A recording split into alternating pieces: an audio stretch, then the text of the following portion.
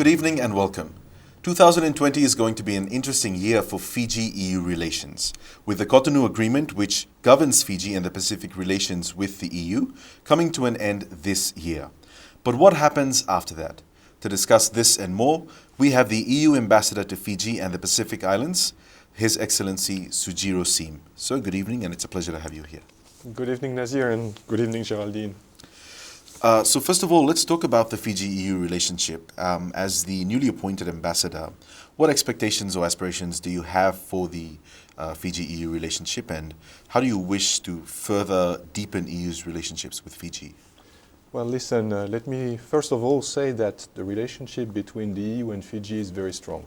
So my only goal is to further develop it, to take it to the next level at the political, economic and development levels. On the political level, our relationship is based on shared values and common interest.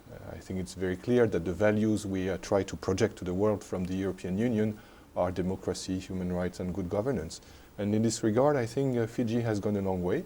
There was a successful election 2 years ago. Also, Fiji is the first country to be elected on the Human Rights Council. It is also the first country of the Pacific to have ratified all the core conventions on human rights. When it comes to common interest, I think the EU and Fiji share a common agenda, a very ambitious agenda on climate change, and it shows in the new priorities of the new leadership of the European Union, because right now our top priority is to achieve the European Green Deal, which aims at carbon neutrality by 2050. At the economical level, I think it has been a very good year. I mean, the most brilliant success was certainly the delivery of the A350s to Fiji Airways. You know, those are European planes. But of course, our relationship doesn't stop only on the delivery of new planes, even though they are state-of-the-art and the best planes in the world. But also we can build on our partnership, on our economic partnership agreement, which gives free access to Fijian companies to the single largest free market in the world, the European market. And finally, I know here in the Pacific, the European Union is very much perceived as a development partner, and we're very proud of that. We are, I think, a very significant development partner for Fiji, and our intervention basically focuses on 3 different areas. The first one is economic development, and in this regard we provide support to the government of Fiji, which is focused on agriculture and rural livelihood. Then we also have a strong cooperation on governance issues, like we have a very good program on access to justice or on the fight against violence against women and girls. And finally, of course, we focus on climate change. So thank you for that, Ambassador. Looking at some of the things that you had highlighted, of course, yes, the relations between the EU and Fiji is quite strong. But looking at the 4th EU high-level political discussions that took place in Brussels last year, there were a few issues that were highlighted. Looking at the 2 main ones, the first one being taxation and the second one being the free visa waiver. Could you talk to us about that? Yes, of course. Our political dialogues take place every year, and it's a good opportunity for the European Union and Fiji to assess the situation, work towards making more progress and advancing our relationship. So, of course, I'm not surprised that you pick up the issues which are a little bit sensitive in our relationship. I think it should not hide the fact that overall, our strategic relation with Fiji is excellent. As I said, based on shared values, common interest, a strong economic connection, and also a very strong development relationship. On the 2 specific issues you mentioned, we know that there are expectations from each other. Certainly on the visa issue, this is a long-standing request from the Fijian government to have free access to the Schengen area in Europe, at least for short stays, which are below 90 days. Fiji is the only country in the Pacific which does not benefit from the Schengen visa waiver agreement with Papua New Guinea and Nauru. And certainly, as the new ambassador of the European Union for the Pacific and for Fiji, it is very high on my priority list, and we will try to achieve a positive outcome in that regard. Let me just say that, of course, the European Union is a complex entity. So even though the institution to which I belong, with the European Commission and the leadership of the European Union would be willing to table a proposal in the coming months or years, and certainly the fact that we have a new leadership opens new opportunities in that regard. Then we will have to go through a lengthy process to discuss and negotiate and find a compromise with our member states. The other issue you mentioned is taxation. In that particular matter, it's true that the European Union has a regulation, a set of rules on what we call non-cooperative jurisdictions on tax matters. What we are concerned with is twofold when it comes to Fiji.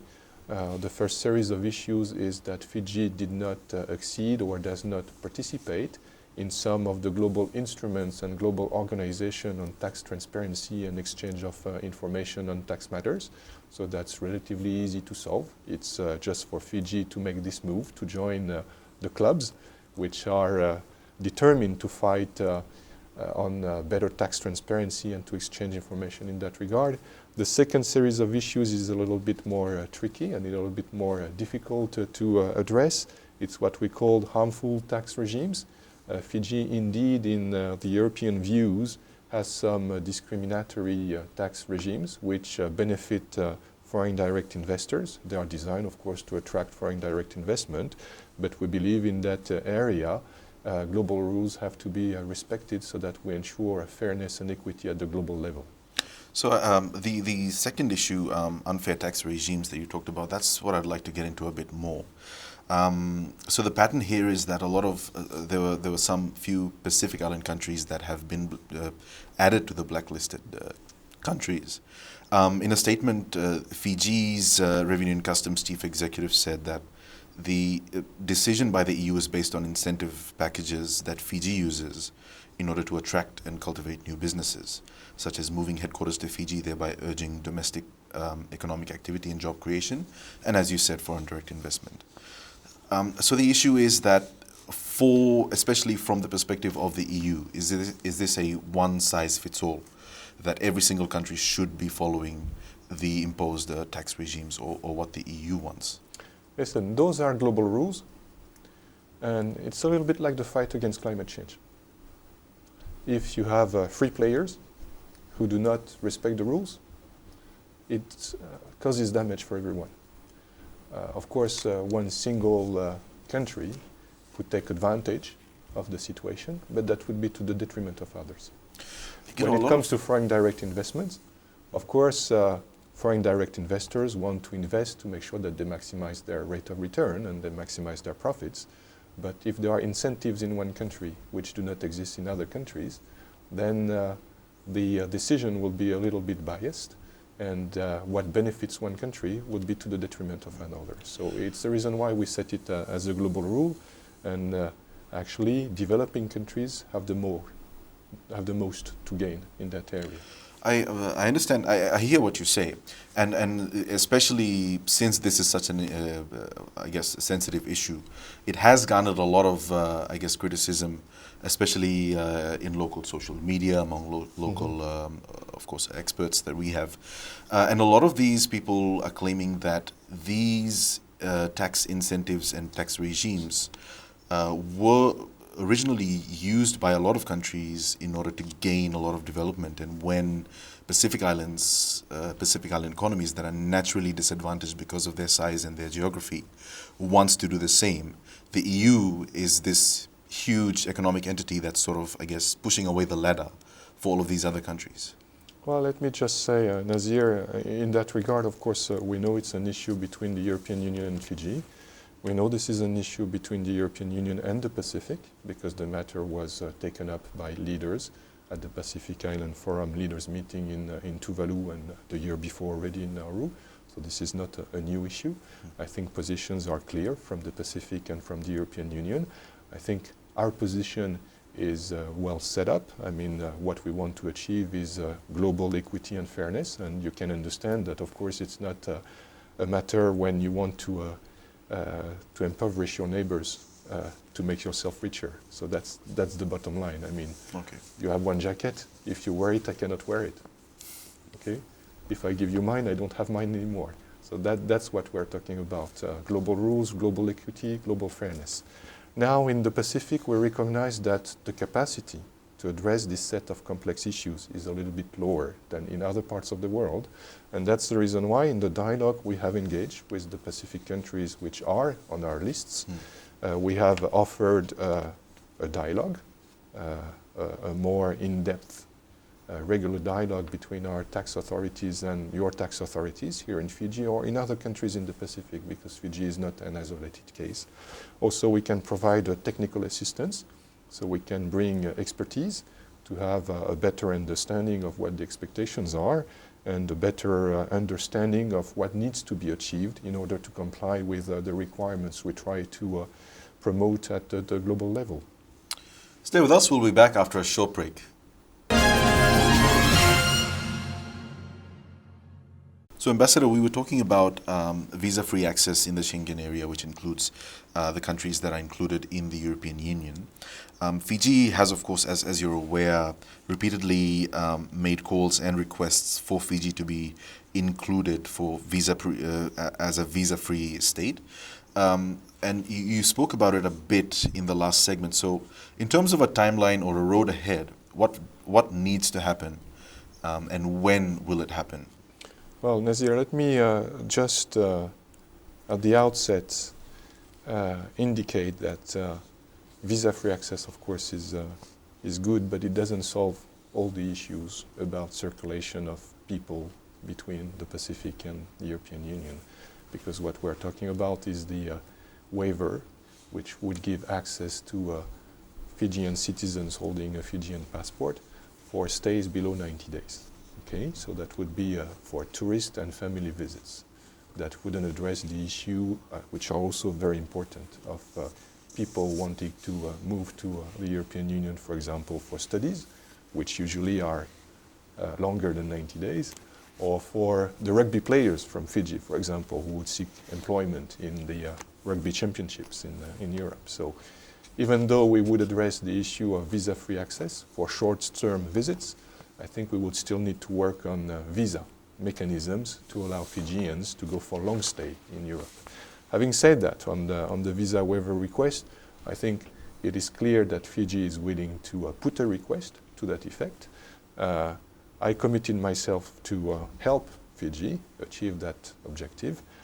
I think you are very well aware that migration issues are not very easy issues in Europe. Those are very sensitive issues with the large influx of asylum seekers and refugees and migrants to Europe. So it's a very difficult issue to address, not only with the European Union as such, but with our member states.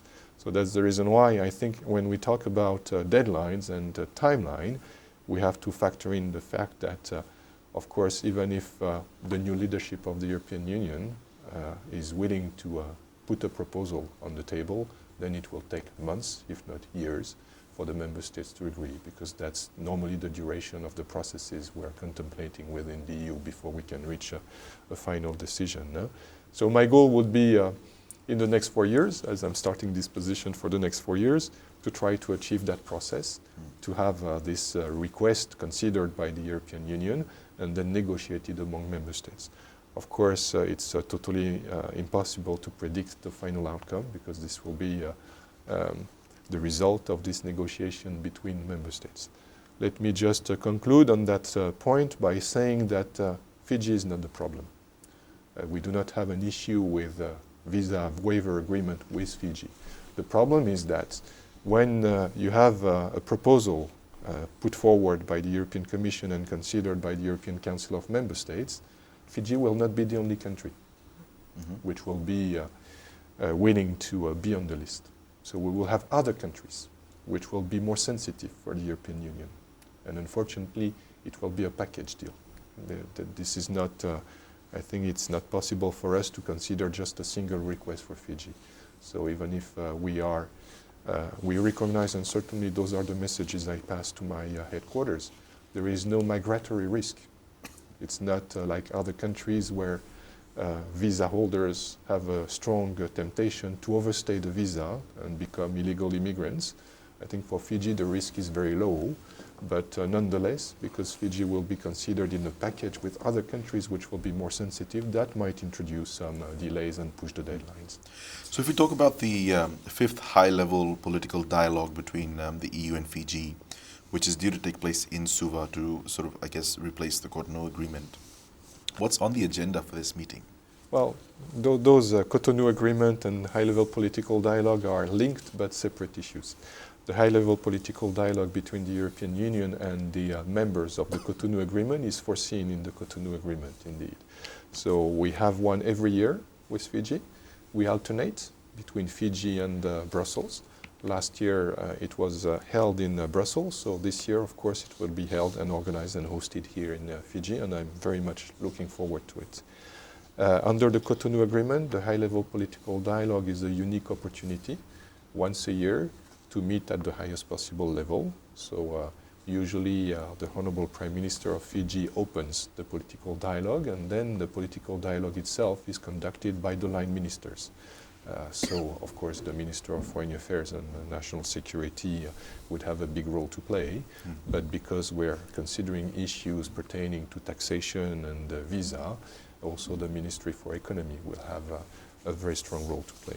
For us, it's an annual meeting which allows us to take stock of the progress made and also to draw the roadmap, if you want, towards what we want to do in the future. I think for this year in the fifth high-level political dialogue, I would see at least 3 or 4 issues which would be on the top of the agenda.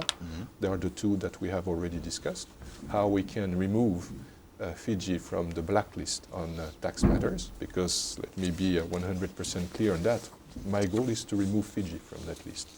The second issue would be how we can make progress to deliver on this request, which is an old request from Fiji, to be benefiting from a visa waiver agreement.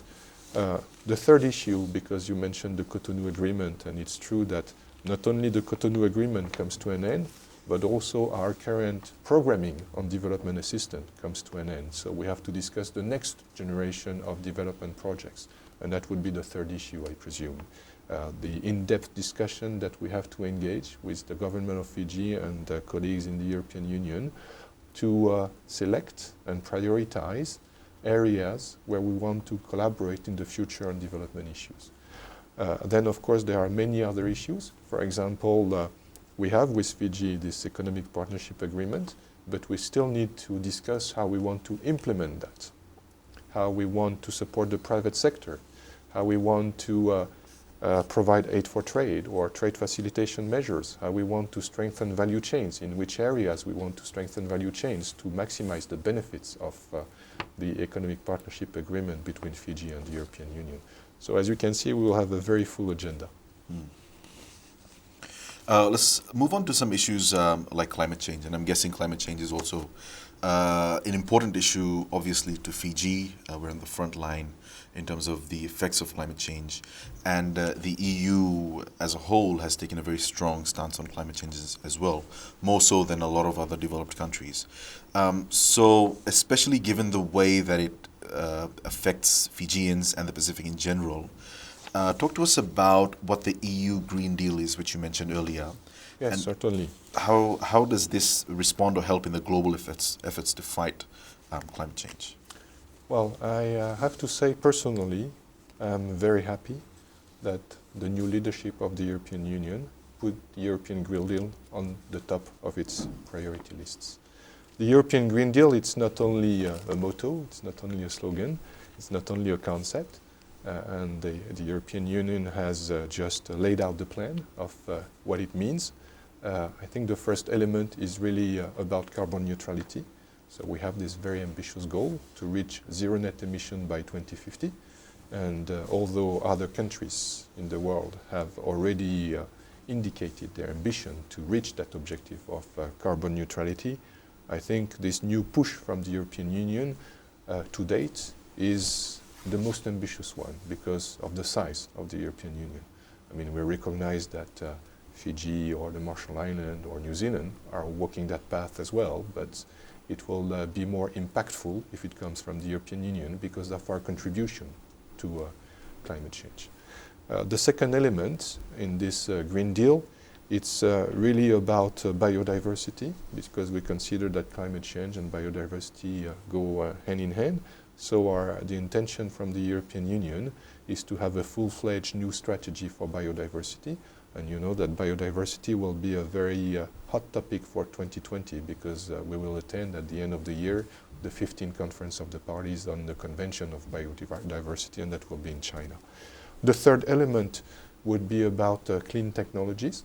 We recognize that to move towards a low-carbon economy, towards a carbon-neutral economy, we will have to be more ambitious and implement and disseminate new technologies. So there will be a big push from the European Union on clean technologies.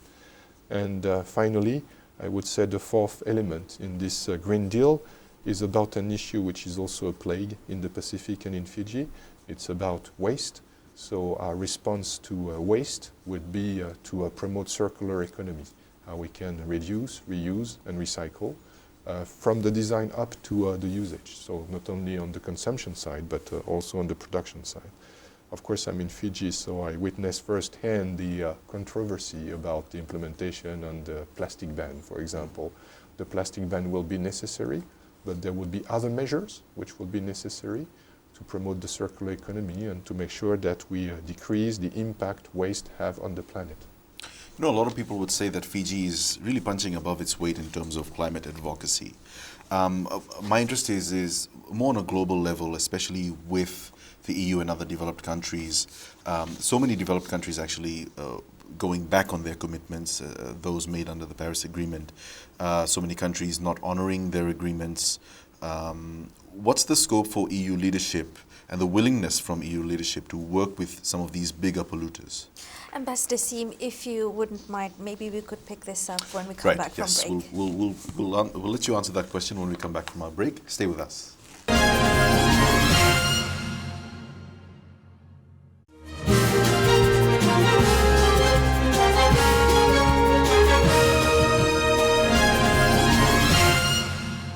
So, Ambassador, when we left off in the last segment, we were talking about the willingness and scope for EU leaders to work with some of the bigger polluters out there.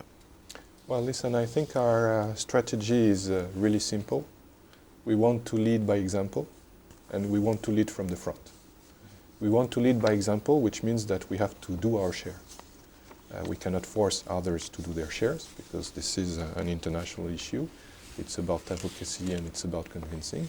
But we have to show that it is possible to address the matter in a very ambitious way, and that's the second element of it. Leading by example is not enough. You have to do the right thing, but you have to have high ambitions, and that's what we do. I think, again, the European Union is, to date, the single largest contributor to climate change, to fully embrace this extremely ambitious goal, but which will be necessary to achieve the Paris Agreement objectives of carbon neutrality by 2050. And we lead by example because we know it's not an easy task, but we try to devise a comprehensive plan with a full set of resources and means associated to it. So I think it will have a positive spillover effect on others. And in the meantime, we will continue to engage with everyone, including with the countries which are not so keen on delivering on the Paris Agreement. And in that regard, I have to say from COP15 from COP21 in Paris in 2015, I think there was this very wise decision to discuss climate change issues not only with government, but also with non-state actors. So even in countries where there is a reluctance from the government to act on climate change, it doesn't mean that we're empty-handed. Even in countries where the government doesn't want to address the issue to the full extent of what is required to abide by the Paris Agreement, we can work with non-state actors. We can work with cities. We can work with federate states in the US, for example. We can work with the private sector. We can work with academia. We can work with the civil society. So I would say it's a mixture of this, leading by example, leading from the front, and working with everyone. Let's Let's move on to discussing the Cotonou Agreement. So, like you had mentioned earlier, and we had, of course, alluded to it, the Cotonou Agreement currently governing the EU and the ACP relations is due to expire this year. Looking at this particular agreement, how is it different from the Cotonou Agreement, and what can we expect from it? Well, you know, the European Union has had a very long and fruitful relationship with the countries from Africa, the Caribbean, and the Pacific. That's what the ACP means. Huh? There are 79 of them. And the Cotonou Agreement was signed and entered into effect 20 years ago. So those are long agreements for 20 years, but it comes to an end. So we have to agree now on the next generation coming after the Cotonou Agreement. The first thing I have to say about that is the negotiation is going well. We're making steady progress, so we're hopeful that we can reach a conclusion by the end of this year.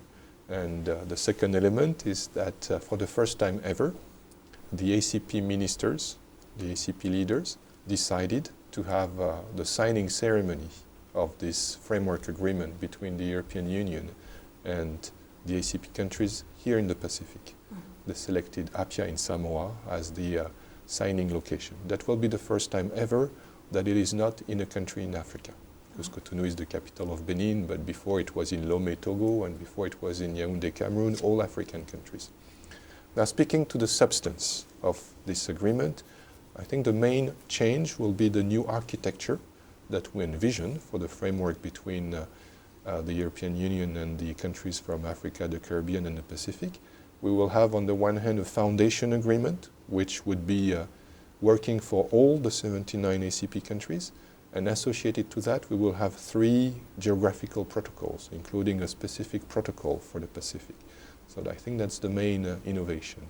Now, when it comes to what we are discussing and what we have almost agreed, actually, the priorities are set. There will be 6 of them, 1 on peace and security, 1 on human rights, democracy and good governance, 1 on human and social development, 1 on inclusive and sustainable growth and economic development, 1 on environment sustainability and climate change, and 1 on migration. So the 6 areas where we have to cooperate between the EU and the countries from the ACP are well determined.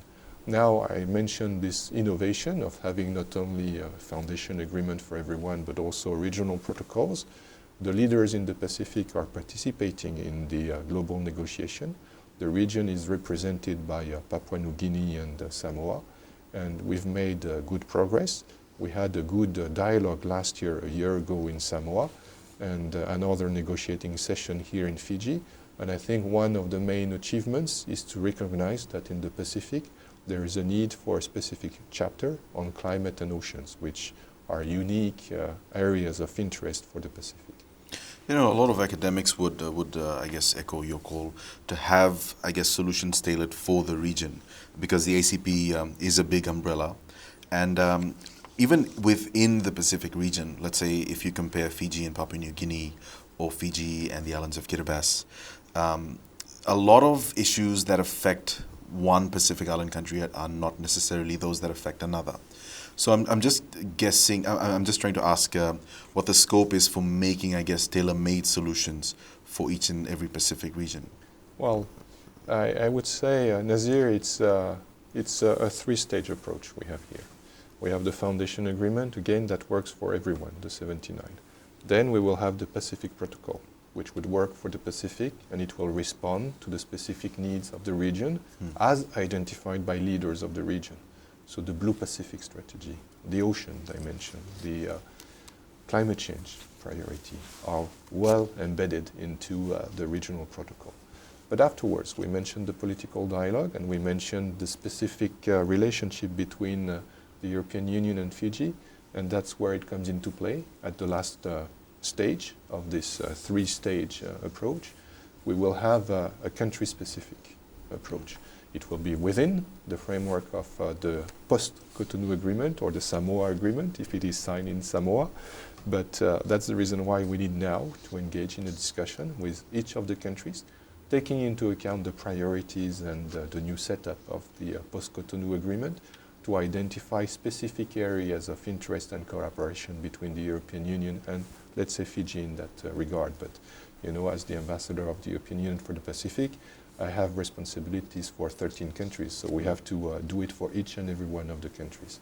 And there, of course, we mentioned Fiji already, so it's clear that we will have to address the issues of priority concern like taxation, like the visa waiver agreement, like the programming for the next generation of programs, like the implementation of the economic partnership agreements. So that's where the tailor-made measures can occur. Stay with us, we'll have more for you right after the break.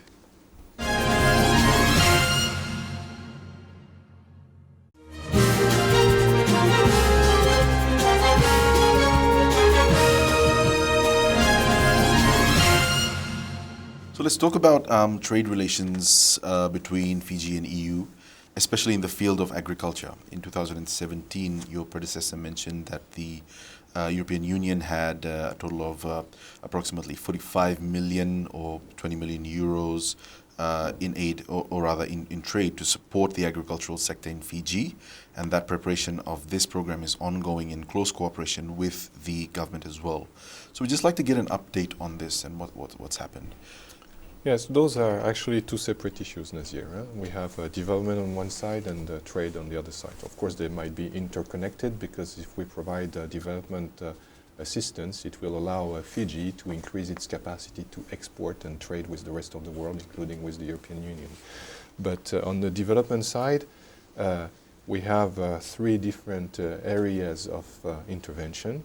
The first one is the budget support we provide to the government of Fiji. Budget support is money transferred from the European Development Fund directly to the government of Fiji, and it is spent on an area which is identified and prioritized by the government of Fiji.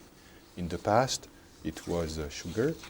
Now it is agriculture and rural livelihoods, so it's still agriculture but broader than sugar.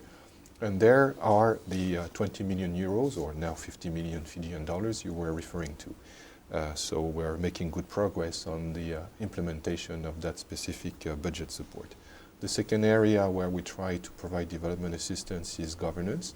So we have projects to improve access to justice, and we work with the judiciary power here in Fiji. Mm-hmm. We work with the legal aid office. We work with the commissioner of police. We work with the commissioner of prisons, and we try to improve governance in that area. We also have a strong program on democracy consolidation, on support to the civil society, in particular in the area of violence against women and girls. And finally, we have this third package, which is really designed to address climate change and to increase resilience, preparedness to natural disasters, and the capacity of Fiji to face the consequences of climate change in this part of the world. Now, when it comes to trade, the main instrument we have is the Economic Partnership Agreement, which is a trade agreement, but more than a trade agreement. It gives free access without duties or without quota restrictions for Fijian businesses to the European market. In the other direction, I think my role is also to promote Fiji as a destination for business and trade and investment for European companies. So here, of course, we all know that Fiji is a large market for the Pacific, almost 1 million people. It's also a mature market, because what we export to Fiji, it's mainly equipment, machinery, vehicles, aircrafts, so that's high technology content products. I think there is scope to do more. So I was the other day at an event at the French residence here to celebrate the arrival in Fiji of a new French brand of cars, Renault. I drive myself with the delegation of Volkswagen, but I think we see more of non-European cars here in Fiji, so there is scope for progress in that regard. And we have already mentioned the Airbus, but that's a high technological content. That's good for the European Union, but that's also good for Fiji, because that would allow Fiji Airways and Fiji as a country to reach the next stage of its development. So that's what we're trying to achieve, to not only encourage exports from Fiji to the European market, but also trade flux from the European Union to Fiji. So because of so many things that you mentioned, it is Really an exciting time to see what's happening with the Fiji-EU relationship. But I'd also like to discuss, the scope for more relations going into the future. Is the EU starting to realize that, Fiji and the Pacific can offer serious trade and business to the EU, and vice versa, despite the vast geographical distance differences? There is a lot of room for improvement. Right now, if you look at the statistics, what we export to Fiji has high technological content. I mentioned equipment, machinery, cars and aircrafts. What we import, it's mainly raw products. Our main import is sugar, then we also import water, and finally we import fish. I think there is scope for more imports of products from Fiji to the European Union, despite the distance. It's a matter for Fiji to identify the niche markets where it would make the difference in the European market. Pardon my interruption, Ambassador, but you mentioned trade and you also mentioned a few of the exports that Fiji has. But in recent years, we've seen the trend that one of the biggest industries in Fiji is, of course, tourism. Any work or anything in progress for maybe trying to encourage more tourism from the EU and people from those areas to come into the country. Visitor arrivals have been pretty low from those areas in the past few years. Right. Well, tourism is not really an area where the European delegation for the Pacific has a lot to contribute, because this is really an area where it's primarily for Fiji to market the country as a destination. I think our leverage on exports of products is higher, in particular because our trade agreement only covers products, trade in goods, not trade in services at this stage. That might come later. But before we have this agreement covering services, including tourism, I think our room for maneuver in that area is pretty limited. Let me just say, however, that with these new airplanes, that will boost tourism in Fiji, of course. So that's a sort of indirect contribution to the development of tourism in Fiji. Also, with the exports of equipment and machinery, it will contribute to the general development of Fiji, and that will have a positive spillover effect on its capacity to attract tourists. We just have to recognize that the European Union is a very far away market for Fiji because of the distance and the time and therefore the cost to reach Fiji. We have tourists, but I think it would not be very reasonable to consider that suddenly European tourists will be a primary source of revenue and income for the Fijian market. We're with His Excellency, the EU Ambassador to Fiji, and when we come back from break, we'll have our final segment. Stay with us.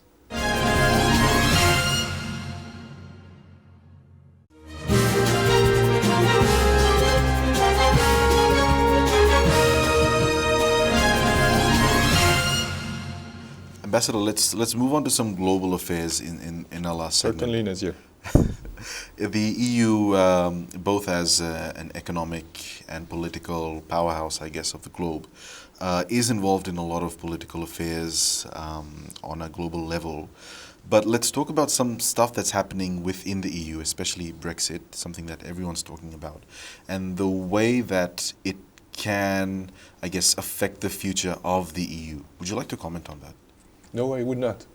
But as you asked the question, I think the best way to capture it is what the President of the European Commission, Ursula von der Leyen, declared when she met with the Honourable Prime Minister of the United Kingdom when they met in London earlier this month.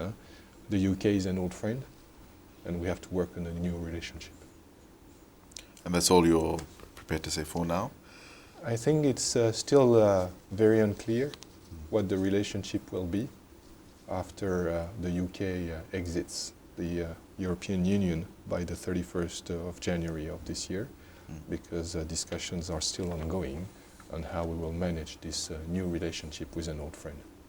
In your time in Fiji, you must have noticed the way that Fiji has been influenced by China's growing presence. And China does have a growing presence, not only in Fiji, but around the Pacific as well. Does that concern the EU? Well, the EU has the ambition to be a global player. So we have relationships with all the countries in the world, especially with the big countries. So we have a relationship with the United States, of course. We have a relationship with China. It goes without saying. We have diplomatic relationship with China. We cooperate with China on many different issues, from economic matters to climate change to biodiversity. I think I mentioned already that this year the Conference of the Parties on the Convention on Biodiversity will be hosted by China. So we are particularly looking forward to cooperating with China on biodiversity. Having said that, with the Pacific, I know this is an area for strategic competitions between countries. It's not a secret for anyone that this strategic competition involves China, that it has been increasing in the past, with in particular this competition between China and Taiwan. And in that regard, let me just say that, of course, we have this diplomatic relationship with China. We also cooperate with Taiwan because we are like-minded on many issues, including democracy, human rights, good governance, or fair economic relations. So this is the stance we will be taking. I mean, we're not taking sides because we're not required to take side. As a global power, we can go for our own path. And our own path is to increase and develop the strategic relation we have with the Pacific as a region. Just to wrap this up, Ambassador Seam, what activities does the delegation have for locals this year? Well, I recognize that the European Union is at the same time a well-known entity and quite a mystery for Fijian people.